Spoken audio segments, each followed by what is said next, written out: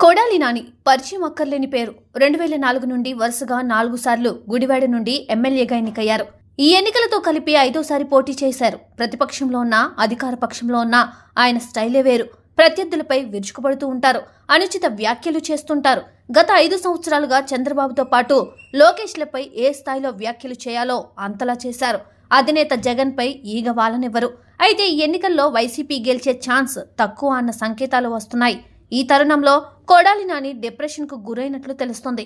అందుకే కొంత అనారోగ్యాన్ని మూటగట్టుకున్నట్టు సమాచారం. పోలింగ్ తర్వాత కుటుంబ సభ్యులతో కలిసి కొడాలి నాని హైదరాబాద్ వెళ్లిపోయారు.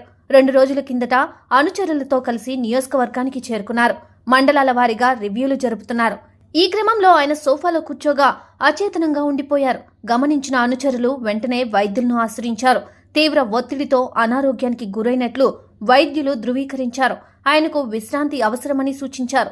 హైదరాబాద్ నుండి హుటాహుటిన కుటుంబ సభ్యులు గుడివాడ చేరుకున్నారు. హైదరాబాద్లో ఆసుపత్రిలో చేర్పించేందుకు ఏర్పాట్లు చేసుకున్నట్లు సమాచారం. రాజకీయాల్లో ఉంటే తీవ్ర ఒత్తిడికి గురి కావడం సహజం. పైగా కొడాలి నాని వంటి వారు మరింత ఒత్తిడికి గురవుతారు. ఎందుకంటే ప్రత్యర్థులపై ఆ స్థాయిలో విరుచుకుపడ్డారు కాబట్టి.